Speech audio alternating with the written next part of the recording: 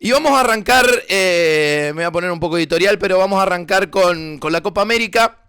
Y bueno, a conversar, obviamente, Uruguay quedó eliminado, no, porque jugamos mañana contra Canadá, pero bueno, se entiende de que bueno, el sueño de la Copa América y de la búsqueda del título de la Copa América se terminó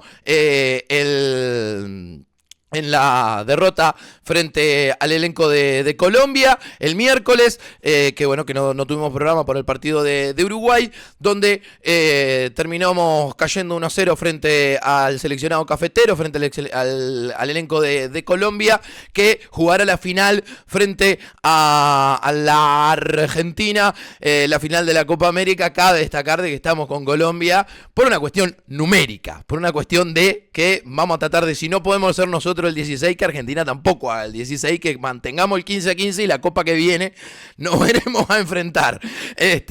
Pero bueno, a ver si Colombia, que busca la segunda, Argentina busca la 16 como busca Uruguay hasta el miércoles. Pero bueno, vamos a ver, porque dejaron un montón de asuntos y un montón de cosas el partido. Tengo tres ejes para conversar. Hablar del partido, un balance del encuentro y cosas que han pasado después del partido y inclusive hasta hoy. Sobre el partido, para comentar rápidamente el concepto de lo que dejó la semifinal frente a Colombia. Un partido que comienza dominando el elenco de Colombia, es protagonista, toma la iniciativa, hace una presión alta, asfixia a Uruguay, que no logra mantener la pelota. Y con ese argumento, Colombia toma la iniciativa del partido, más allá de que no tiene situaciones claras, más allá de que en esos primeros momentos, no hay grandes atajadas de Rochet, no hay grandes incidencias sobre el arco. La sensación era de que Colombia tenía la rienda del partido y a Uruguay le costaba mucho entrar en la cancha, le costaba hacerse con la pelota, le costaba tomar protagonismo, le costó muchísimo establecer condiciones. Pasados en los primeros minutos y el primer asfixie, Uruguay de a poquito comienza a intentar tomar cierto reiniciativa, comienza a construirse desde abajo y a intentar de recuperar la pelota, intentar de, bueno, tratar de mantener, tratar de buscar juego asociado, con muchas dificultades, con una oposición de Colombia que realmente no lo permitía, pero bueno, de a poquito va encontrando los momentos, va encontrando. Y muy lentamente comienza a construirse cuando llega el primer, y yo creo principal punto de quiebre que da el partido, que es el momento en el que Bentancur se lesiona, cuando rompe Bentancur. Y ya era preocupante la situación, y cuando Bentancur mira hacia el banco y él mismo inclusive pidió el cambio, con la cara del futbolista. Yo trato, cuando muchas veces yo no sé nada de medicina y lo que he aprendido de lesiones es viendo fútbol, y generalmente tomo muchas veces la referencia de la reacción del jugador. El jugador conoce bastante bien su cuerpo, su herramienta de trabajo, sobre todo el jugador profesional, y conoce más o menos las reacciones del cuerpo. Cuando el jugador realmente está molido o molesto, cuando uno ve al jugador quizás capaz la incidencia, porque capaz que a veces pisa mal y uno mirándolo en la imagen de la incidencia puede decir, bueno, capaz que no fue nada. Yo generalmente trato de ver cuál es la reacción de los jugadores, porque generalmente el jugador muchas veces sabe cuando se le termina un torneo, cuando se viene una lesión larga, cuando se viene un momento difícil, y generalmente eso se expresa en el ánimo del jugador, que aparte en el partido está con las pulsaciones altas. Y yo, ante las pocas herramientas, trato de hacerme con esa herramienta. Cuando Bentancur no podía pisar y cuando realmente no podía mantenerse en pie competitivo, se termina dando el cambio.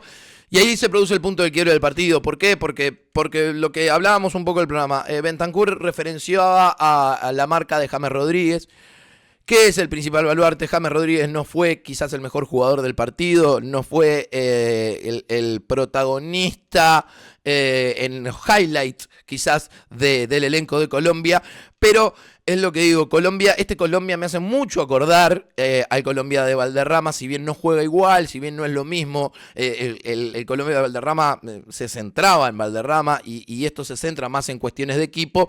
De todas maneras, es ese líder espiritual, es ese líder que hace jugar al resto, es ese líder que comulga con el equipo y adaptado al fútbol de hoy, al fútbol moderno, hace que Colombia tenga un activo importante. Era importantísimo poder, no porque James no nos llega a hacer un gol o inclusive de un pase de gol, sino porque los caminos que puede iniciar o que puede transicionar James Rodríguez podían ser peligrosos.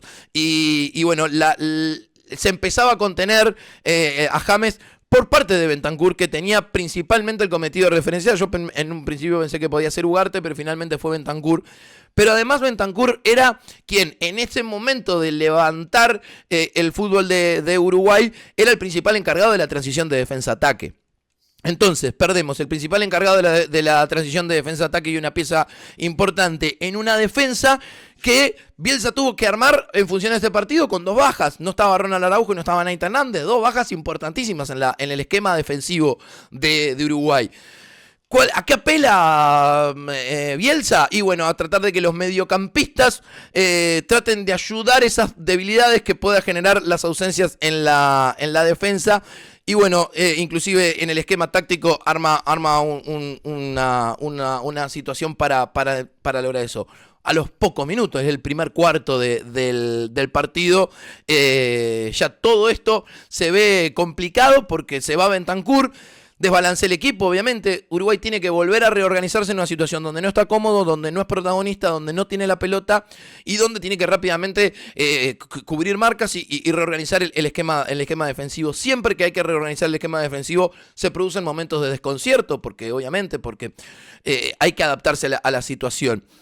Y en ese momento de cierto desconcierto es de pelota quieta donde aparece el gol de Colombia, que a su vez marca lo que marca siempre un gol y el piñazo también al mentón que ofrece Colombia, que capitaliza su momento, mientras que Uruguay, mientras tiene que organizarse, ahora ya tiene que pensar en otra cosa, que es que ya no tiene que manejar el partido desde un 0-0, sino que tiene que además darlo vuelta. Quedaba un montón de tiempo. Pero los problemas cada vez se sumaban más y el estado anímico también se afectaba. Uruguay tenía que entrar a raíz de eso.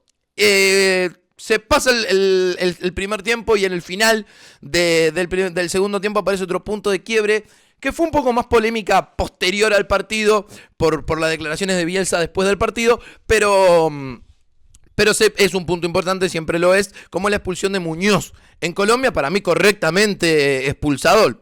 Clarísimo en el primer momento de que yo inclusive pensé que el VAR lo expulsaba por roja directa. El árbitro decidió darle segunda amarilla. Yo creo que era meritorio de una expulsión directa, pero bueno, eso es otra discusión. ¿Qué pasa? Que es un poco lo que se refiere después en la conferencia de prensa Bielsa después del partido, y que un montón de colegas, inclusive algunos escuché, los vi preocupados. Porque Bielsa dijo que él hubiese preferido que no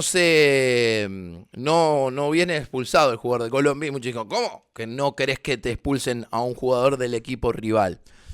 No, lo que creo yo o lo que yo interpreto de Bielsa es algo que yo también comparto.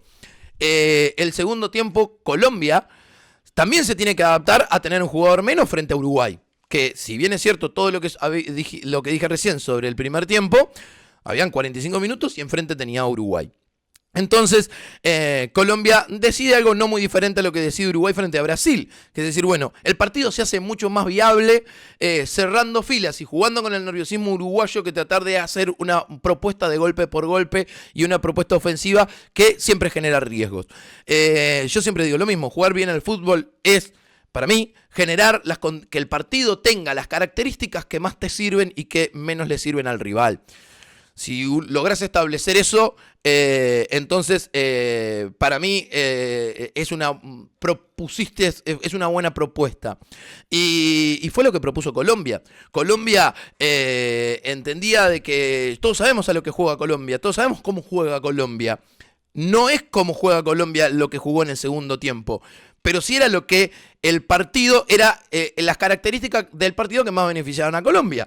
Un partido cortado, un partido friccionado, muy detenido, que le faltaba ritmo. ¿Por qué? Porque siempre un partido que le falta ritmo, un partido que se corta cada rato, ese tipo de cosas, siempre perjudican al que quiere revertir el marcador y no al que quiere sostener el marcador. Es muy obvio lo que estoy diciendo, pero entonces Colombia estratégicamente, y lo hace muy bien, y yo creo que es un acierto de Colombia. Yo discuto mucho este tema filosóficos del fútbol, pero Colombia entiende de que ese partido lo lleva a la final. Y otro partido, el panorama es más incierto. Y entonces propone eso, jugar con la ansiedad de Uruguay. Uruguay, de vuelta, va al todo, va a la búsqueda cada vez más desesperadamente, cada vez más ansioso. Le faltaron recursos. Uruguay no encontró en duelos individuales alguna superioridad que se podía llegar a esperar. No encontró un volumen o un manejo de juego que pudiera generar los espacios. Es cierto que era muy difícil porque Colombia cerró muy bien filas y dejaba muy poco espacio, estaba realmente muy asfixiado. Colombia asfixió a Uruguay en su área, en el primer tiempo, en el área uruguaya, en el primer tiempo, y en la mitad de la cancha colombiana en el segundo tiempo. Pero básicamente logró el mismo resultado, que Uruguay no pudiera transitar con la pelota y no pudiera generar opciones. Uruguay fue ineficaz en el poder descomprimir esa presión que generaba Colombia. En ese duelo lo ganó Colombia y me parece que por ahí se termina decidiendo el partido. Uruguay lo vive cada vez con más ansiedad. Ya sobre el final Uruguay va completamente jugado arriba, eso deja muy desprotegido el fondo, al todo por todo. Perder 2-0 o lograr el empate o perder 1-0 era lo mismo y se podía lograr el empate. Y bueno, sobre el final Colombia tiene dos puntuales situaciones de gol, producto de que no había nadie atrás, de que estaban todos arriba. Inclusive hasta hacemos esa de mandar a Roget, o Roget fue solo, no sé cómo fue, para el córner sobre el final, que de hecho nunca entiendo eso de mandar a los arqueros al área. Sí, me han explicado muchas veces que la referencia de las marcas y un montón de cosas, no las entiendo. Salvo que tengas un tipo que realmente, un Chilaver, un tipo de esos que realmente vos podés decir, bueno, Chilaver era más con la pelota quieta, pero que tengan características particulares. Sí, son altos generalmente. Sí, te ocupan una o dos marcas. Sí, pero de vuelta, no, pero está, esto es con cuestiones mías. Lo cierto es que así transitó el partido. Colombia manejó los tiempos del segundo tiempo para que se fuera diluyendo. No pasó nada muy importante, más allá de Uruguay intentando ir sin demasiados argumentos y sin demasiado espacio tampoco, porque hizo Colombia una buena oposición defensiva. Y bueno, se terminó el partido, no logramos llegar al gol del empate y terminó con el 1-0 que Colombia coloca al elenco amarillo, al elenco cafetero. Entonces, en la final, frente al elenco de Argentina. Lo dije antes del partido de Uruguay, esperaba que Uruguay llegara a la final, pero lo dije, si yo fuera europeo, creo que mi candidato era Colombia. Con Uruguay fuera de la discusión, mi candidato es Colombia. Ya no solamente por el tema de las 15 copas, sino creo que Colombia es el mejor equipo de la Copa América. Por eso, porque cuando tiene que jugar el fútbol lo mostró muy bien, y cuando tiene que adaptarse a las circunstancias y entender y leer el partido, como lo hizo contra Uruguay, también lo hizo muy bien. Creo que es un gran candidato. En Argentina sé que están más contentos de enfrentar a Colombia que de enfrentar a Uruguay, por lo que significa el duelo Argentino-Uruguay, por lo que pasó en eliminatorias, por un montón de cuestiones, hasta te diría de carácter místico inclusive. Pero de todas maneras yo creo que Colombia es gran candidato a ser campeón de esta Copa América, pero el fútbol solo se ve en la cancha. Balance de Uruguay. A ver, a nosotros que nos gustan tanto los balances. Uruguay se metió en semifinales, previamente habíamos establecido eso como condición mínima y se logró, ¿no? Por tanto, no es una gran Copa América, porque la expectativa era ganarla. pero tampoco es una mala Copa América. Porque, bueno, se quedó entre los 4 y se perdió frente al que yo creo que es el mejor equipo de la Copa y candidato. Algunos apuntes que hago para el balance. Se jugaron 5 partidos de 6. Mañana jugamos el sexto. 2 ante rivales claramente inferiores, 1 competitivo y otros 2 ante rivales similares o superiores. Frente a los inferiores se mostró la clase que tiene este equipo. Estados Unidos nos sorprendió y nos incomodó con herramientas históricas del fútbol uruguayo, ya lo hablamos en su momento.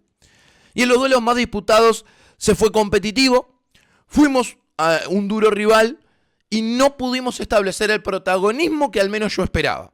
Yo esperaba sufrir menos ante un Brasil disminuido y nunca pudimos establecer el control del partido el miércoles frente a Colombia. En los últimos partidos también, y es un apunte para mí importante, Uruguay sufrió condicionantes de los que costó adaptarse.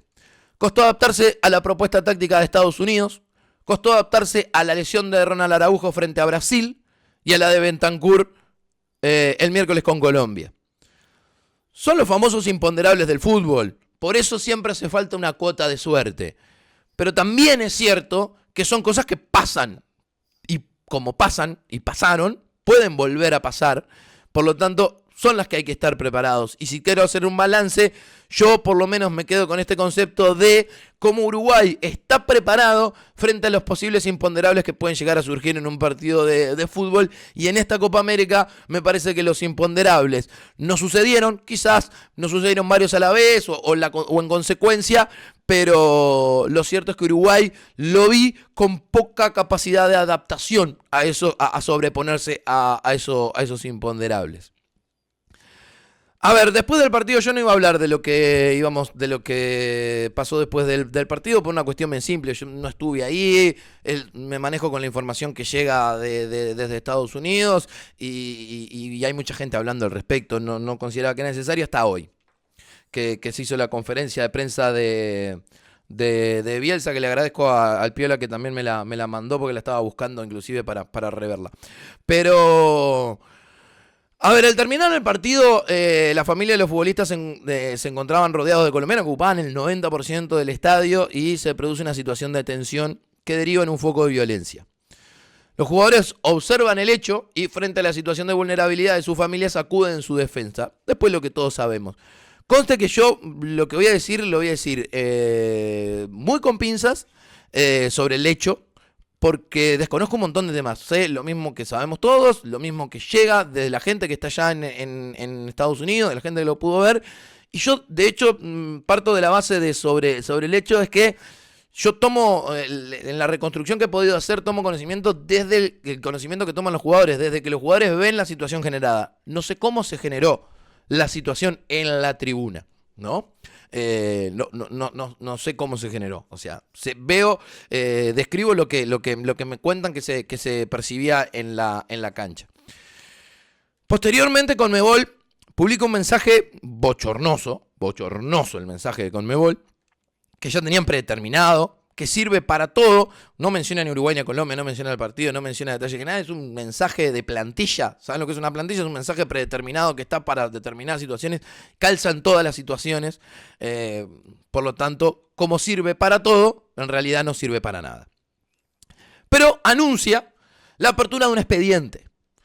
Siempre que se hace un expediente, está latente la posibilidad de sanción. La idea de un expediente, ¿no? Hoy en conferencia de prensa Rodrigo Romano le pregunta a Bielsa, el entrenador de Uruguay, por el nivel de preocupación en este sentido que tiene el cuerpo técnico sobre el asunto y sobre posibles sanciones que pueden llegar a caer. Pero una pregunta que iba de cajón, una pregunta no solamente que una pregunta cantada, no podía sorprender a nadie, sino era una respuesta correcta que había que hacerla, que si no se hacía... Yo desde acá de Uruguay iba a estar caliente porque nadie hizo esa pregunta. Pero es una pregunta de rigor, básica. Porque obviamente, porque si pueden llegar a sanciones, ni siquiera inclusive hablando de aspectos humanos, hablando de aspectos meramente tácticos, para enfrentar a Canadá, pero principalmente para la eliminatoria, ¿no? Si te comes 3-4 jugadores, a ver, uno de los que estaban protagonistas en un montón de videos era Darwin Núñez. Si Darwin Núñez se aplica una sanción larga a raíz de todo esto, que te afecta a las eliminatorias. O sea, me parece básico.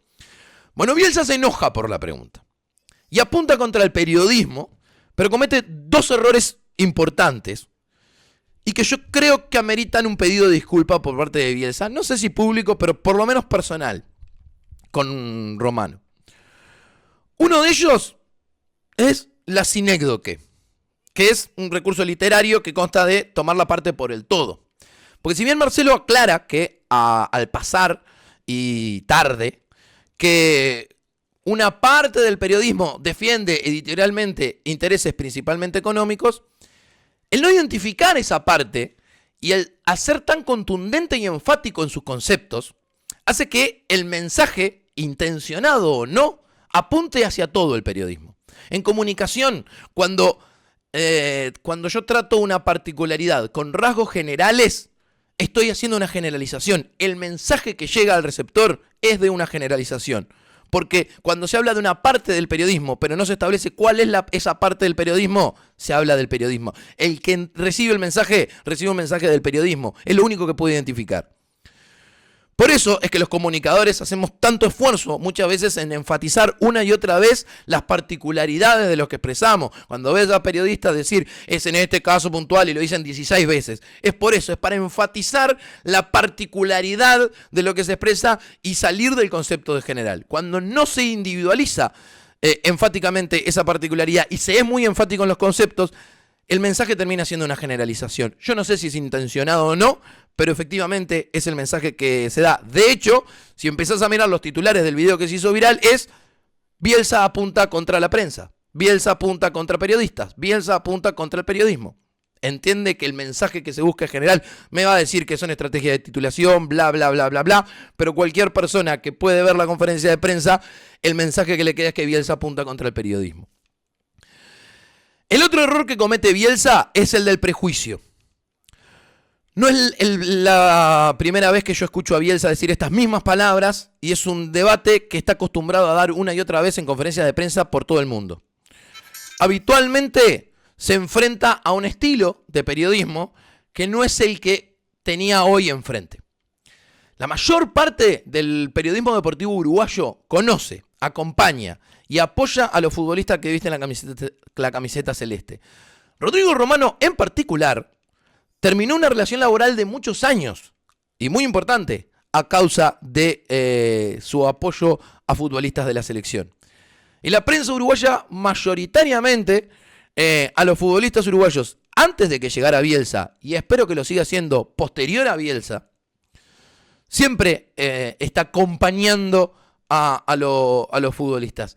Esto el entrenador argentino lo desconoce, evidentemente, y en función a sus prejuicios, pero principalmente ante una sensación de impotencia, reacciona, desviando su reacción hacia la prensa, que no creo tampoco que sea el causante de su disgusto. Yo creo que la pregunta no es lo que enoja a Bielsa, sino que es el gatillo que dispara el enojo de Bielsa. Yo creo que el motivo del disgusto del entrenador argentino es para con la organización del torneo. Me parece que principalmente a la pata estadounidense de la organización hace mención al FIFA Gate y reitera su temor y la propensión a intentar no declarar debido a amenazas que recibe por parte de la organización. No es el primero que menciona estos temas. El técnico argentino, que también es técnico argentino, pero además representa a la selección argentina, Scaloni, también refirió temas similares. Josema Jiménez, después del partido, cuando hizo la entrevista global, eligió un muy buen momento, porque dijo, lo puedo decir ahora que va a estar, porque si no te lo sacan y si no te lo bajan, cuando habló del tema de las falencias de seguridad, de falencias logísticas, de falencias con los entrenamientos. Bueno, Bielsa mencionó la situación de Bolivia, de lo que pasa con los escenarios deportivos, lo que pasa con las cuestiones logísticas, ahora lo que está pasando también con cuestiones asociadas a la seguridad, etcétera, etcétera, etcétera. No es un arrebato solamente de Bielsa, es una cuestión generalizada y es una cuestión que todo el mundo te dice lo mismo, todo el mundo está amenazado, se nota, cuando un colectivo está bajo presión de amenaza, se nota muy claramente porque se lo ve muy dubitativo, se lo ve buscando muchísimo las palabras y sobre todo se empieza a sentir esa sensación de impotencia, ¿no? De tratar de cuidarse en las palabras ante posibles reacciones. El equipo argentino, que tiene un montón de espaldas, principalmente por ser campeón del mundo, empieza a deslizar algunos desbordes, pero hay un montón de situaciones y solamente lo que vemos es la punta del iceberg de una cuestión importante, porque recordemos que Estados Unidos es el principal protagonista de los 3 países, es el principal de la organización de la próxima Copa del Mundo, donde hoy se están pasando todas estas cosas con respecto a la Copa América, es donde se va a jugar la Copa del Mundo, ¿no? Y hay un montón de aspectos en situaciones de entrenamiento, en situaciones logísticas y en no solamente en los estados del campo de juego, sino en la infraestructura de los estadios y el manejo de la aglomeración de gente que están generando un montón de dudas en el país donde en muy poco tiempo se va a jugar la Copa del Mundo. Sobre todo porque se empieza también a ver un montón de presión respecto a esto. De vuelta, ¿qué va a pasar con este expediente de Conmebol? También voy a estar muy al tanto del expediente de la Conmebol, sobre todo porque hay precedentes. ¿Se acuerda del partido de eliminatoria de Argentina-Brasil? Fue un bochorno lo que hizo Conmebol con el partido de Argentina-Brasil, especulando todo el tiempo, reprogramando, buscando. Bueno, también no pasó nada, quedó eso. También en jugadores de Argentina, en el partido de Argentina-Brasil terminaron jugadores en la tribuna en una situación bastante similar a esta. Conmebol va a aplicar el mismo criterio, va a cambiar el criterio. ¿Cuáles son las particularidades de cambiar el criterio? De vuelta, me interesa muchísimo saber cómo va a ser la investigación, cómo va a ser el informe, cuál es el respaldo jurídico y sobre todo cuál es el respaldo de precedentes que maneja Conmebol para tomar, si es que toma, alguna decisión respecto al partido a lo que pasó después del partido de Uruguay y Colombia. Después no hay mucha cosa para decir, carezco por supuesto de un montón de información importante, pero me parecía pertinente e importante tener que aclarar también estos temas. Pulpo, ¿qué le dejó el miércoles la Copa América? Usted lo dijo todo y realmente tenemos un programón, como decís vos, ya tenemos notas pactadas que ya estamos pasados de la hora, así que, y bueno, la tristeza de quedar afuera. Después cuando hagamos análisis en programas posteriores, que tengamos más tiempo, vamos a ahondar un poco más en el sentir de cada uno y en lo que nos parece a cada uno, sobre todo este tema y sobre este tema de las sanciones que le pueden llegar a los jugadores profesionales, que en definitiva está todo mal, pero bueno, es como es. Exactamente. Ponte al día, pura pasión, más de medio siglo de historia.